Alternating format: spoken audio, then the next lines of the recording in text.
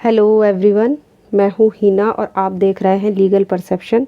आज की वीडियो में हम समझेंगे इंडियन काउंसिल एक्ट को, जो 1861 का और 1892 का है। तो आज की वीडियो में हम इन दोनों इंडियन काउंसिल एक्ट को समझने वाले हैं। तो वीडियो के लास्ट तक बने रहिएगा। लेकिन आगे बढ़ने से पहले आपके लिए एक ज़रूरी इन्फॉर्मेशन।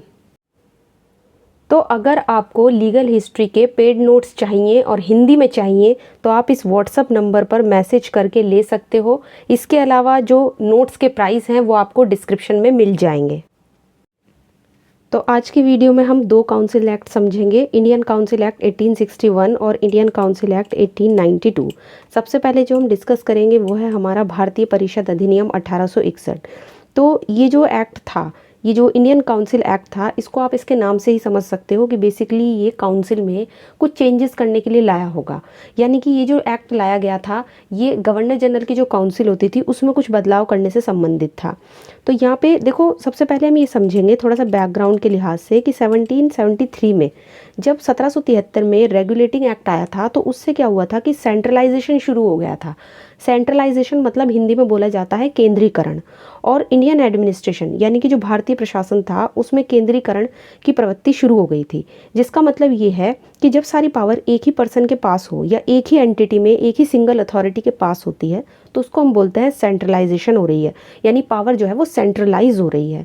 और डिसेंट्रलाइजेशन का मतलब क्या होता है, बिल्कुल इसका उलट। यानी कि जब पावर एक सिंगल अथॉरिटी के पास ना होकर बल्कि अलग अलग यूनिट्स में होती है, अलग अलग इकाइयों में होती है, तो उसको डिसेंट्रलाइजेशन कहते हैं।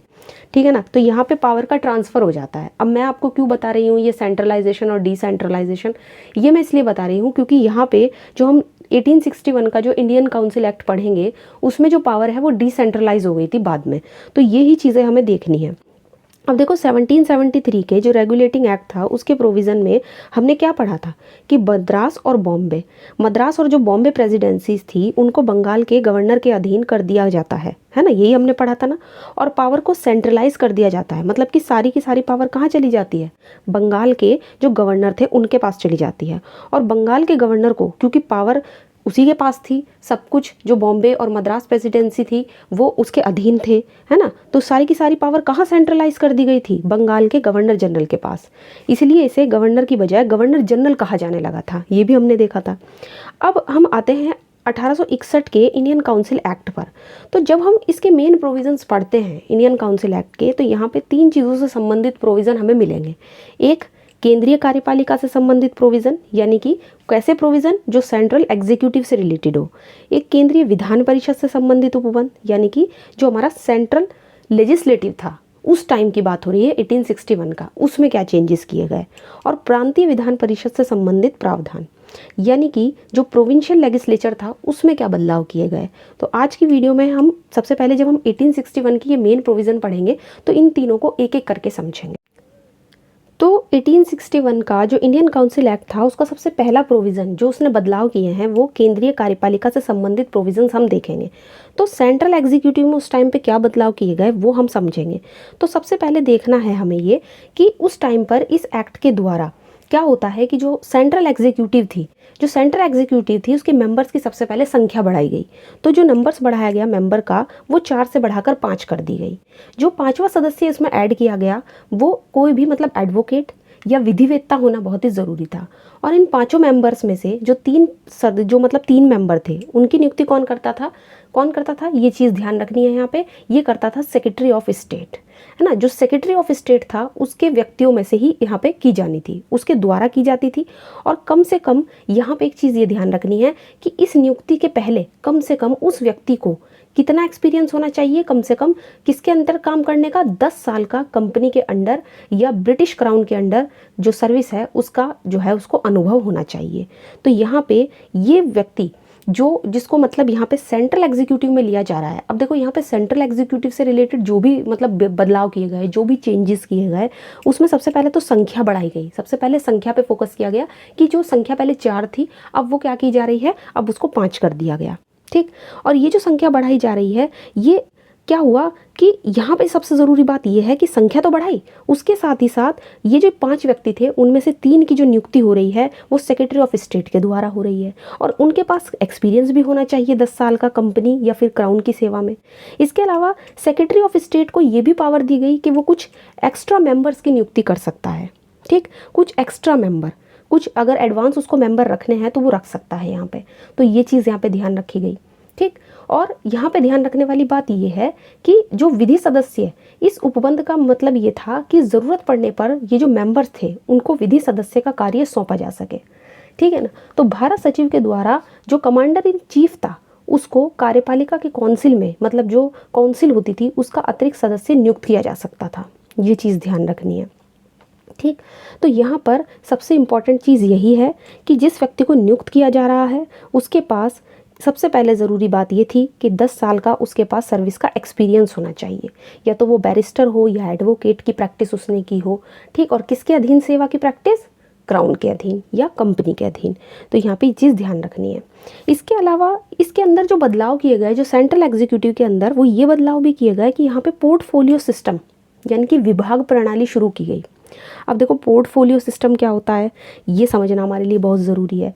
तो देखो क्या होता है, पोर्टफोलियो सिस्टम में ऐसा होता है कि डिपार्टमेंट जो है अलग अलग बांट दिए जाते हैं। जैसे आज के टाइम पे आप देखते हो ना कि पशुपालन विभाग किसी को दे दिया है ना, या सड़क परिवहन विभाग किसी को दे दिया। तो इस तरीके से जिस तरह से हमारे यहाँ पे अलग अलग मंत्री होते हैं, अलग अलग डिपार्टमेंट्स उनको दे दिए जाते हैं, ठीक उसी तरीके से अलग अलग विभागों का बंटवारा शुरू हुआ इस टाइम से।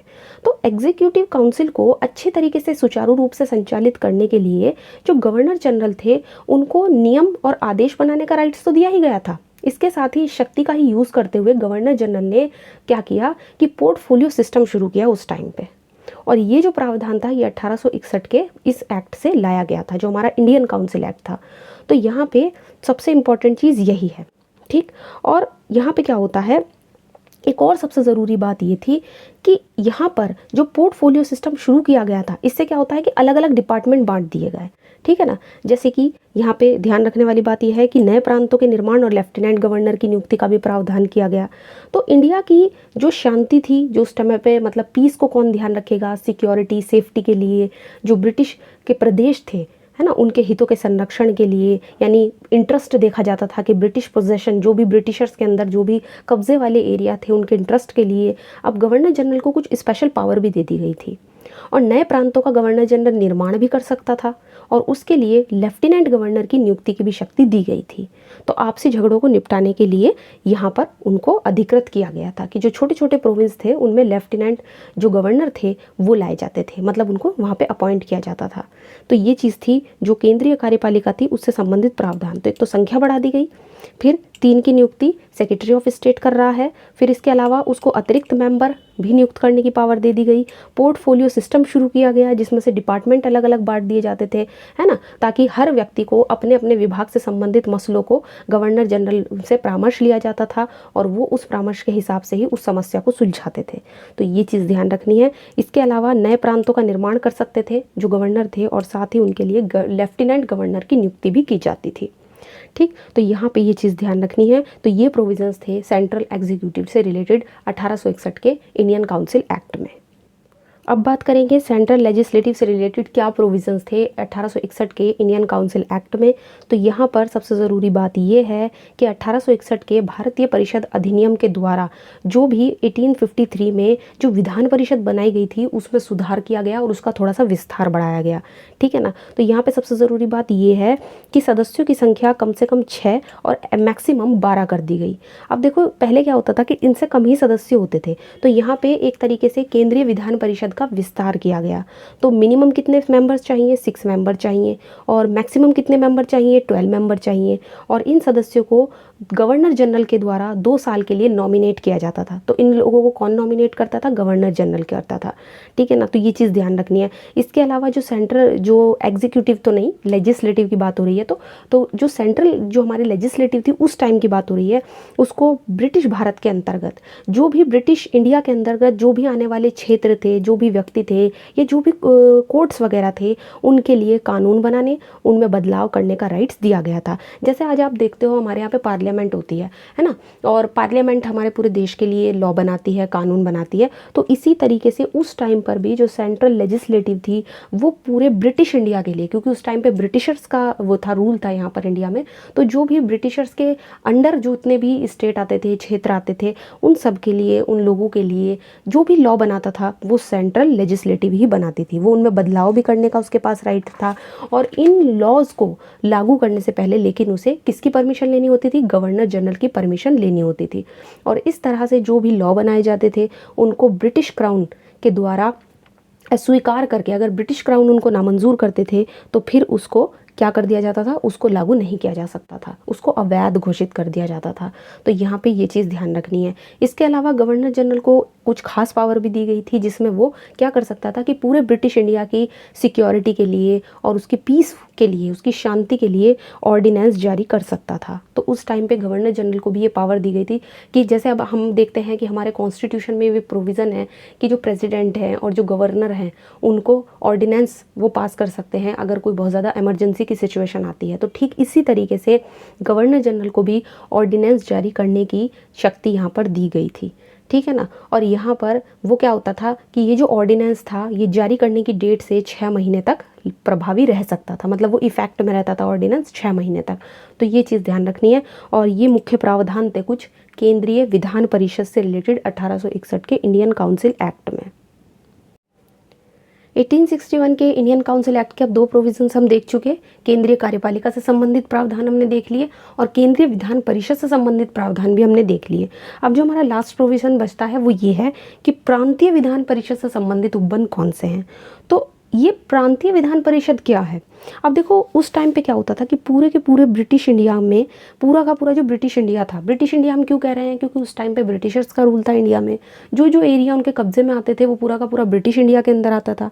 तो यहाँ पे क्या होता है कि सेंट्रल और उस ब्रिटिश इंडिया में अगर मान लो हम सिर्फ मद्रास की बात कर रहे हैं, सिर्फ मद्रास की बात कर रहे हैं, उस टाइम पे अलग अलग प्रोविंस थे ना, तो अगर मान लो हम सिर्फ मद्रास की बात करते हैं तो मद्रास क्या हो गया? एक प्रोविंस हो गया, ठीक। मद्रास जो होगा वो एक प्रोविंस कहलाएगा, एक प्रांत कहलाएगा। इसी तरीके से मान लो अगर मैं बॉम्बे की बात करती हूँ उस टाइम पे, तो ये क्या हो गया? ये एक प्रोविंस हो गया। मतलब कि जैसे अब हमारे यहाँ पे स्टेट है ना, तमिलनाडु राज्य है, उत्तर प्रदेश राज्य है, उत्तराखंड राज्य है, तो इसी तरीके से उस टाइम पे राज्य की बजाय यहाँ पे प्रोविंस हुआ करते थे, जैसे Madras province, Bombay province, Bengal province. तो इस तरीके से तो ये जो प्रोविंस थे, छोटे छोटे जो प्रोविंस थे, जैसे मद्रास है, बंगाल है, बॉम्बे है, इनकी भी अपनी एक तरीके से आप ये कह लो कि सरकार हुआ करती थी। इनके पास भी अपनी विधायिका, अपनी कार्यपालिका हुआ करती थी। तो इस तरीके से, ठीक है ना। तो ये जो प्रोविंशियल विधान परिषद है, ये इन प्रोविंस की ही विधान परिषद की बात हो रही है। जैसे स्टेट में होता है ना विधानमंडल, विधान परिषद, ठीक इसी तरीके से ये जो प्रांतीय विधान परिषद है ये किसी एक प्रोविंस, किसी एक प्रांत के विधान परिषद की यहाँ पे बात हो रही है। तो इससे रिलेटेड भी कुछ बदलाव किए गए इस वाले इंडियन काउंसिल एक्ट में, ठीक है ना। तो यहाँ पे देखो सबसे ज़रूरी बात यह है कि जो मद्रास और बॉम्बे प्रांत था, सबसे बड़ा जो बदलाव यहाँ पे किया गया कि मद्रास और बॉम्बे के प्रांतों की जो विधायी शक्ति थी, सबसे पहले ये समझो कि 1833 में जब 1833 का अधिनियम आया था तो उसके द्वारा मद्रास और बॉम्बे के प्रोविंस को क्या हुआ था कि उनकी जो विधायी शक्ति थी वो ख़त्म कर दी गई थी, ठीक है ना। तो यहाँ पे 1833 के एक्ट से क्या हुआ कि मद्रास और बॉम्बे के प्रोविंस से लॉ बनाने की पावर ही ले ली, मतलब अब वो लॉ नहीं बना सकते थे, ठीक है ना। इन्हें कलकत्ता की केंद्रीय जो कार्यकारिणी परिषद थी, जो एग्जीक्यूटिव काउंसिल थी, उसके अधीन कर दिया गया था। किसके अधीन कर दिया गया? कलकत्ता के अधीन। तो इस कारण यहाँ की जो प्रोविंशियल, जो मतलब यहाँ पे जो सरकार चल रही थी, जो उनकी अपनी प्रांतीय स्तर पे जो सरकारें चल रही थी, उनमें कुछ मतलब सब कुछ ठीक नहीं चल रहा था। तो इसी कारण 1861 में जो ये वाला इंडियन काउंसिल एक्ट लाया गया, उसके द्वारा मद्रास और बॉम्बे के जो भी प्रोविंस थे उनको क्या किया गया, उनकी वापस से उनको लेजिस्लेटिव पावर लौटा दी गई। मतलब अब वो अपने एरिया के लिए, अपने प्रोविंस के लिए लॉ बना सकते हैं। जो पावर उनके पास पहले थी उसको वापस से इनको क्या कर दिया, इनको दोबारा से विधायी शक्ति दे दी। किसको? मद्रास को और बॉम्बे को। और इसके साथ ही साथ जो प्रांतीय विधान परिषदें थी, जो प्रोविंशियल लेजिस्लेचर था, उसमें भी बहुत ज़्यादा उसका विस्तार किया गया, इसको एक्सपेंड किया गया। अब मद्रास और बॉम्बे की जो प्रांतीय विधान परिषदें थी, इनका विस्तार करके जो प्रोविंस का गवर्नर होता था उसको अपने ही प्रोविंस के एडवोकेट जनरल की काउंसिल का मेंबर नियुक्त करने का राइट दिया गया, ताकि गवर्नर को कोई भी लेजिस्लेटिव काम करना है तो वो अच्छे तरीके से कुछ भी अगर सलाह लेना चाहता है तो वो सलाह ले सकता था। और ये जो प्रोविंशियल काउंसिल होती थी, इसके अलावा सदस्यों को जो भी अतिरिक्त सदस्य होते थे, इसमें जो भी एक्स्ट्रा मेंबर्स होते थे, उनको नॉमिनेट करने का भी प्रावधान किया गया था। ये एक्स्ट्रा मेंबर कितने हो सकते थे? 4, मिनिमम 4 हो सकते थे और मैक्सिमम हो सकते थे 8, ठीक है ना। और इसमें से जो आधे सदस्य थे वो नॉन ऑफिशियल होने चाहिए थे, तो ये चीज़ ध्यान रखनी है। तो क्या किया गया इस वाले एक्ट से, 1861 के इंडियन काउंसिल एक्ट से? सबसे ज़रूरी प्रावधान जो किया गया प्रांतीय विधान परिषदों से, वो यही किया गया कि मद्रास और बॉम्बे के प्रांतों से जो विधायी शक्ति ले ली गई थी पहले, उसको वापस से उनको लौटा दिया गया। अब वो भी लॉ बना सकते हैं अपने प्रोविंस के लिए। तो हमने 1861 का इंडियन काउंसिल एक्ट समझ लिया। अब हम आते हैं 1892 के इंडियन काउंसिल एक्ट पर। अब देखो, इसका नाम भी इंडियन काउंसिल एक्ट है, यानी कि ये एक्ट भी काउंसिल में बदलाव करने के लिए ही लाया गया होगा, यानी कि इसमें कुछ काउंसिल से रिलेटेड ही प्रोविजंस होंगे। तो हम क्या करेंगे, हम ये देखेंगे कि सबसे पहले हम क्या पढ़ेंगे कि हम इसके मेन प्रोविजंस देख लेते हैं, ठीक है ना। इसमें क्या चीज़ थी, तो देखो, जब 1861 का इंडियन काउंसिल एक्ट लाया गया था तो उसमें कुछ कमियां थी, तो इसीलिए उसमें कुछ बदलाव की ज़रूरत को महसूस किया गया। इसीलिए 1892 में कुछ बदलाव किए गए इंडियन काउंसिल एक्ट में। तो मुख्य प्रावधान की अगर हम बात करें तो केंद्रीय विधान परिषदों के सदस्य संख्या में वृद्धि। अब देखो, अभी हमने पढ़ा था ना कि जो सेंट्रल लेजिस्लेचर थी उसमें मिनिमम 6 मेंबर और मैक्सिमम 12 मेंबर होते थे, यही हमने पढ़ा था। लेकिन अब क्या होता है कि 1892 के एक्ट से यही नंबर बढ़ाकर 10 से 16 कर दिया जाता है। मतलब मिनिमम 10 मेंबर होने चाहिए और मैक्सिमम 16 मेंबर होने चाहिए। तो यहाँ पे सबसे पहले तो क्या किया कि सदस्यों की संख्या बढ़ाई, ठीक। और इस एक्ट से ये बताया गया कि जितने भी 16 मेंबर्स हैं उनमें से जो 10 थे वो नॉन ऑफिशियल होते थे, जिनमें से 4 जो थे वो मद्रास से, बॉम्बे से, बंगाल से और नॉर्थ वेस्ट प्रोविंस से लिए जाते थे। कहाँ से चुने जाते थे? मद्रास, बॉम्बे, बंगाल और नॉर्थ वेस्ट प्रोविंस, तो यहाँ से चुने जाते थे, ठीक है ना। इसी तरह जब बर्मा और पंजाब में काउंसिल बना दी गई तो उसके बाद उन्हें भी एक एक मेंबर अपनी सुप्रीम काउंसिल के लिए चुनकर भेजना होता था। तो इस तरीके से यहाँ पे ध्यान रखने वाली बात यह है कि सबसे बड़ा जो बदलाव है वो यही किया गया कि सेंट्रल लेजिस्लेटिव काउंसिल जो चल रही थी उसके मेंबर्स का जो है यहाँ पे थोड़ा सा विस्तार किया गया, उसके मेंबर्स की संख्या बढ़ाई गई। वो संख्या जो पहले 6 से मिनिमम 6 और मैक्सिमम 12 थी, अब वो मिनिमम 10 और मैक्सिमम 16 कर दी गई, ठीक। तो ये चीज़ ध्यान रखनी है। इसके अलावा यहाँ पे सबसे ज़रूरी बात ये है कि अब क्या होता था कि इस एक्ट के द्वारा जो सेंट्रल लेजिस्लेटिव काउंसिल थी और जो प्रोविंशियल लेजिस्लेटिव काउंसिल के मेंबर्स की संख्या थी वो तो बढ़ाई गई। अब देखो यहाँ पे प्रोविंशियल लेवल पे थी ना, उसकी भी मेंबर्स की संख्या बढ़ाई गई और कुछ रेस्ट्रिक्शन लगा दिए गए जिसके अधीन रहकर जो काउंसिल थी वहाँ पर उसका जो वार्षिक वित्तीय बजट होता था, जो फाइनेंशियल बजट होता था, उस पर भी डिस्कशन करने का राइट दे दिया गया मेंबर्स को। और काउंसिल का कोई भी मेंबर जो सरकार की वित्तीय नीति होती थी, जो उसकी फाइनेंशियल पॉलिसी होती थी, उसकी निष्पक्षता से बिल्कुल खुलकर आलोचना कर सकता था, ठीक। इसके अलावा यहाँ पे सरकार से प्रश्न पूछने की पावर दे दी गई। जो मेंबर्स थे, विधान परिषद के जो सदस्य होते थे वो गवर्नर जनरल और जो प्रोविंसेस के गवर्नर्स होते थे, है ना, उनको समय समय पर बनाए गए नियमों और प्रतिबंधों के अधीन ही पब्लिक इंटरेस्ट से रिलेटेड क्वेश्चन वो पूछ सकते थे। जैसे मैंने बताया ना कि सरकार से वो लोग प्रश्न पूछ सकते थे, बट प्रश्न कैसे होने चाहिए? पब्लिक इंटरेस्ट से रिलेटेड, जनता के हित से संबंधित वो प्रश्न होने चाहिए। इसके अलावा प्रोविंशियल विधान परिषदों की सदस्य संख्या में चेंजेस किए गए इस वाले एक्ट से, ठीक। प्रांतीय विधान परिषदों की जो लेजिस्लेटिव पावर थी उसमें कुछ चेंजेस किए गए, उनकी शक्ति बढ़ाई गई। गवर्नर जनरल की अनुमति से जो भी प्रोविंशियल काउंसिल होती थी उनके द्वारा जो भी कानून बनाए जाते थे वो तो वो बनाती थी अपने क्षेत्र के लिए, और यहाँ पे जो भारत के अन्य किसी प्राधिकारी के द्वारा जो कोई अथॉरिटी अगर कोई लॉ बनाती है, उपविधि बनाती है, तो उसको क्या होता था कि परिषदें संशोधित या कैसे कर सकती थी, उसको बदलाव भी कर सकती थी और उसको निरस्त भी कर सकती थी। तो बॉम्बे और मद्रास की जो गवर्नर जनरल काउंसिल के मेंबर्स थे उनकी संख्या कितनी कर दी गई? 8 से 20 कर दी गई। तो मैंने बताया ना कि प्रोविंशियल लेजिस्लेचर के सदस्य संख्या भी बढ़ाई गई, तो कितनी बढ़ाई गई? 8 से 20 कर दी गई। ये चीज़ ध्यान रखनी है, ठीक है ना। और बंगाल के लिए ये संख्या मैक्सिमम कितनी थी? 20 थी, ठीक है ना। और नॉर्थ वेस्ट प्रोविंस और अवध के जो प्रोविंस थे उनके लिए कितनी रखी गई? 15। तो बंगाल के लिए मैक्सिमम 20 और अवध के लिए और इसके साथ साथ नॉर्थ वेस्ट प्रोविंस के लिए कितनी रखी गई? 15। तो 15 सदस्य होते थे उस प्रोविंशियल लेजिस्लेचर में, ठीक है ना। सदस्यों की संख्या और उनकी नियुक्ति के संबंध में नियम बनाने का अधिकार किसको दिया गया था? गवर्नर जनरल और काउंसिल को। तो ये चीज़ ध्यान रखनी है, ठीक है ना। तो यहाँ पे अप्रत्यक्ष चुनाव पद्धति भी इस एक्ट का एक महत्वपूर्ण, यहाँ पे एक बहुत ही ज़रूरी चीज़ थी जो इस एक्ट से लाई गई थी। तो 1892 के एक्ट की सबसे महत्वपूर्ण बात यही है कि इसके द्वारा काउंसिल्स में चुनाव प्रणाली को बड़ी सावधानी से लागू किया जाता था कि किस तरीके से इलेक्शन कराने, किस तरीके से इलेक्ट करना है। हालांकि इस एक्ट को जिसने भी बनाया, मतलब जो इस एक्ट को बनाने वाले थे, इसमें कहीं भी चुनाव वर्ड का यूज़ नहीं किया गया, कहीं भी इसमें इलेक्शन वर्ड नहीं मिलेगा अगर इसको देखा जाए तो इसमें कहीं पे भी चुनाव शब्द का प्रयोग नहीं किया गया था। लेकिन स्पष्ट रूप से ये कहा गया था कि जो भी लेजिस्लेचर्स थी, उसके जितने भी मेंबर्स थे, वो नॉमिनेट नहीं होंगे।